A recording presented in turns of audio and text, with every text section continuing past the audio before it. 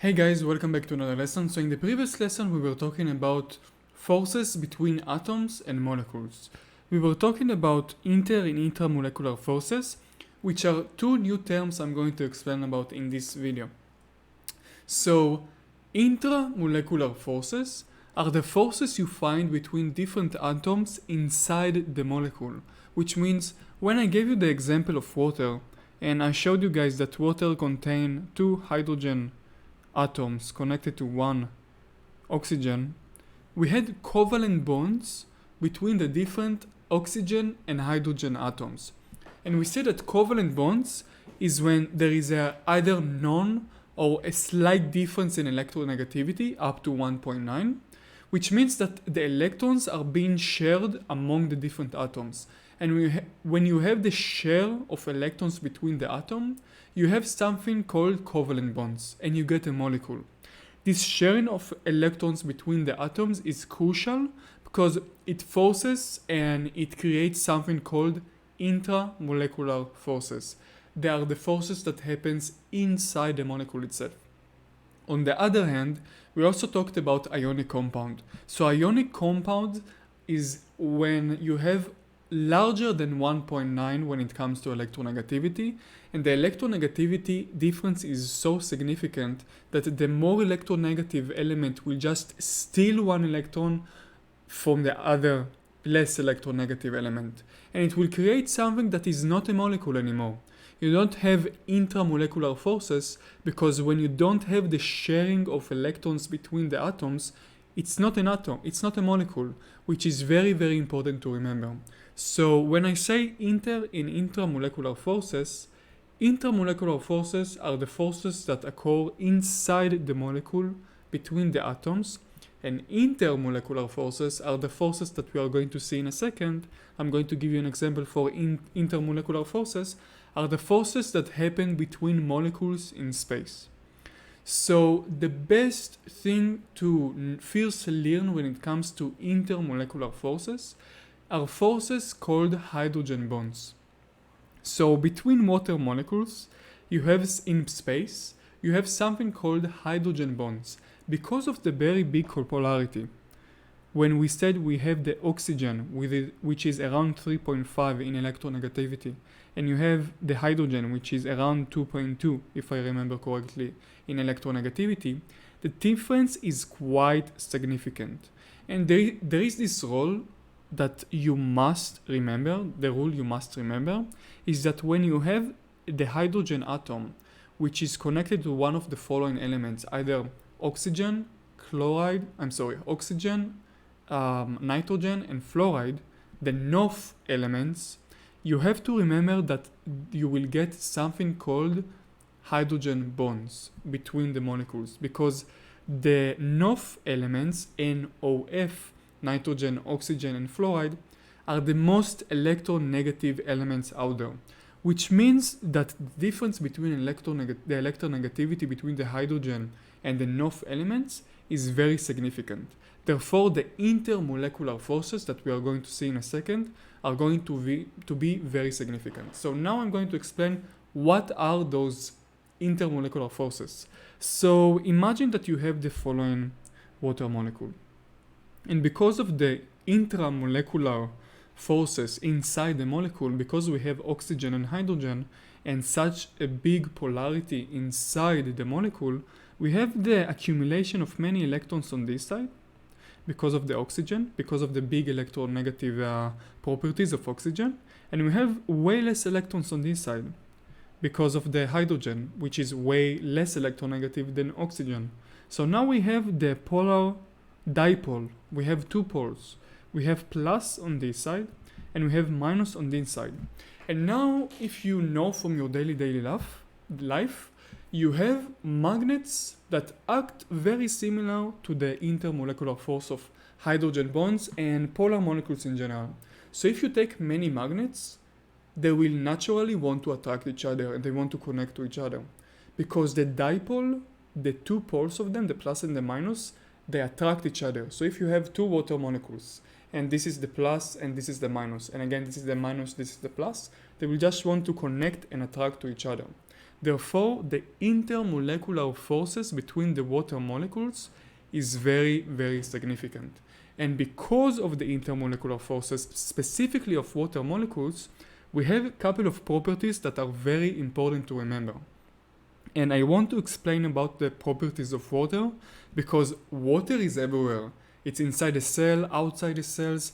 We are built from 70% water. All of the biochemical phenomenon and all the biochemical reactions occur inside our cell and they occur inside the watery environment. So it's very important to know and understand which are the properties of water and why it is so significant when it comes to biochemical reactions in the future. So there are mainly 6 properties of water that I want you guys to remember for the admission exams. 1, first of all, water is very, very polar. And it's way polar than comparing to other dipole and other molecules which have dipole inside them because of the difference in electronegativity when it comes to nitrogen, oxygen, or fluoride inside the atom, inside the molecule. Which means that when it comes to polarity, the forces between the different molecules are so significant and strong that they just don't want to disconnect from each other. And if you think about it, if you want to boil something, you basically need to disconnect, you need to detach the molecules from each other. You need to resist the power of the molecule, the resistance of the molecule from staying next to each other. And the stronger the will of the molecules to stay next to each other, the more energy you will need to use in order to disconnect the polar molecules from each other. Therefore, even though, and you will learn it in the future, even though water molecules are very, very small, the boiling and melting point are significantly higher than molecules within the same size that are not polar. So even though water is extremely strong, they have a very strong intermolecular forces, therefore the boiling and melting point are very, very high. Also, water is an excellent solvent. What does it mean? When it comes to the solvation of different elements inside water, when you have another polar element, another polar or ionic compound that you put inside the water, because of the polarity, if you put it inside, waters will just create something called ion dipole reactions, and the plus and minus sign will interfere with all the solvent, and it will be very easy to water as a polar compound to dissolve other polar compounds that you put inside the water. For example, if you put sugar or salt inside the water and stir it around, because of the intermolecular forces, because of the fact that water are very polar, it will be easier for the water to dissolve the following compound that you put inside it. This is another property that is very important to remember.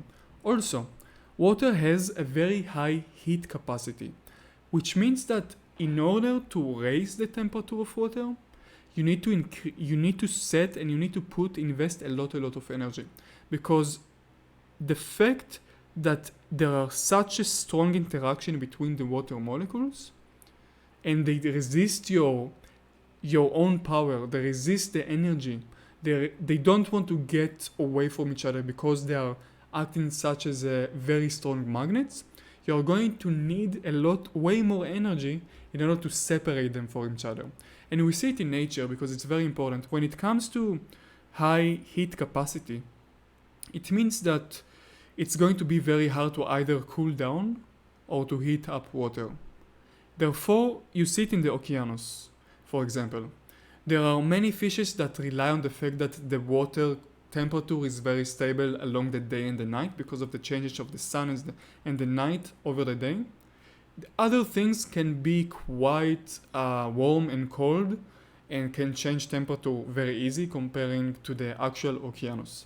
And the fact that the water can stay in a stable temperature along the day and the night, because it's very hard to lose and to gain temperature of the water, because this is one of the properties of water, it's very important to many species inside the water. It's something that we take advantage, many animals take advantage of. Also, the fact that you have so many water on Earth, it acts as a buffer to a significant changes in the temperature of Earth in general. So because we have so much water on Earth, which stays around the same temperature, it affects the temperature all over Earth as well.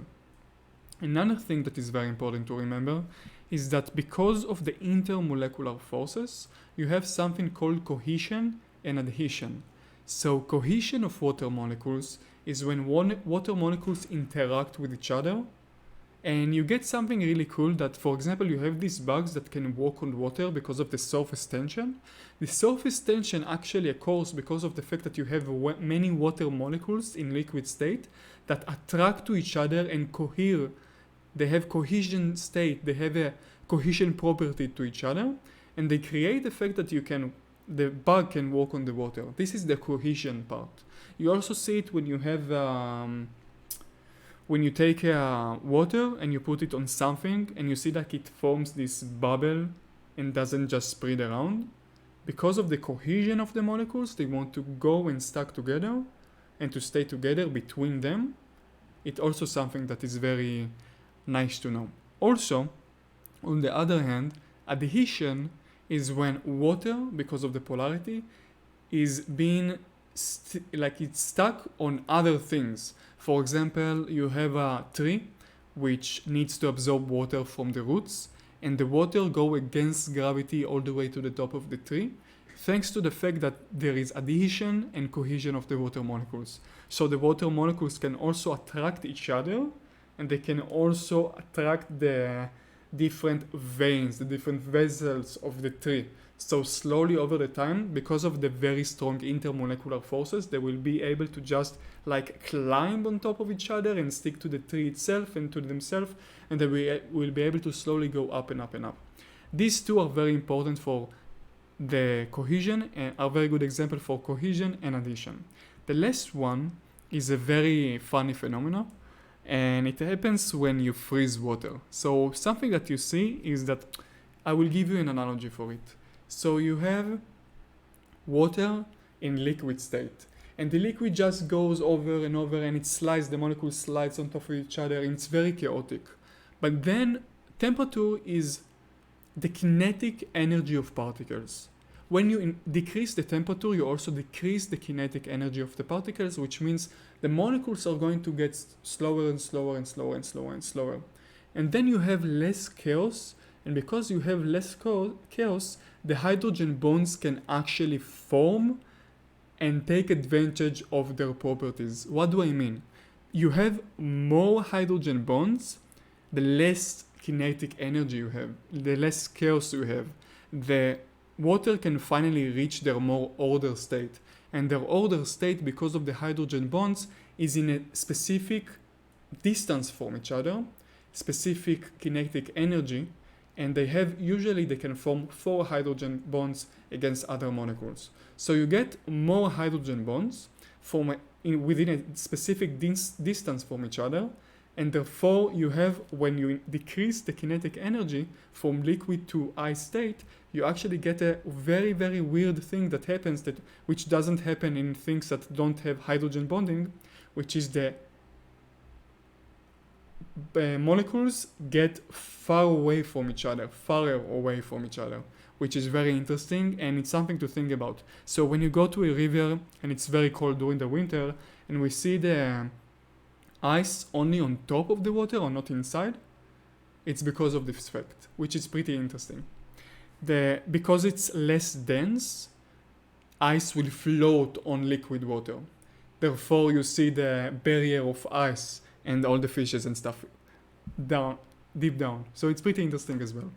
So I hope this video made sense. I hope I made sure to make the differentiation between inter and intramolecular forces. So something very important to say to sum up this video is that intermolecular forces are the forces that happen between different molecules, and intramolecular forces occur between inside the molecule itself and between particles. So when I say ionic compound, and I say that ionic compound doesn't contain intermolecular forces, is because ionic compound is not a molecule. There is no share of electrons between the particles. The electronegativity difference is so significant and strong that the more electronegative particle will just steal the electron away and won't share it with the less electronegative. Therefore, you don't get a molecule, you get an ionic compound. So you don't really get the intramolecular forces. So it's something that is very important to remember. I will see you next video.